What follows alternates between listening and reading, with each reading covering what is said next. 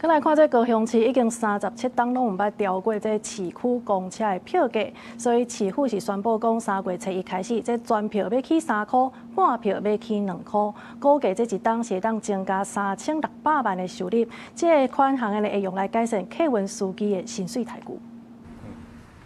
工作人员看看，甲新票价阁是排到好势，好民众上车就会当看到。因为高雄市区公车对3月初1起，专票要起3块，半票起2块。高雄市交通局讲，高雄市原底专票敢若12块是6度上升的，这是37年来头一摆起价。民众有人认为该起就起，有人感觉各项物件拢起价，分开看无啥，算做过真惊人。所以你觉得应该要怎么样？动涨，就不要再增加大家。哎，对，增加。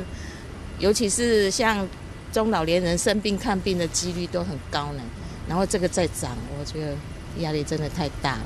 像老人家是没关系啊，像我们成年人如果要不接受的话，就不要搭就好，都搭捷运就好了。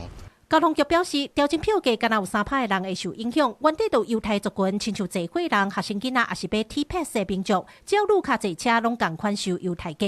因预估一年大概会当增加3600万的收入，到时会用来改善客运司机的待遇。对此业者表示，司机薪水增加，路件保也会变多，因网路线补助嘛当对你行，才袂互因摕这空补迄空，愈补愈大空。也希望公部门在每公里合理成本上面。 也可以来适时的做调整，那让公车的能够去找到更多驾驶投入这一个产业，然后让我们的路线的服务品质、安全可以更全面。交通局表示，基本上起价影响的拢是外地游客，也是无拄好爱用现金坐车的人。调整后的票价是用一段一段来算钱的。高雄市区公车上济分甲3段，一段收15块，上济收甲45块。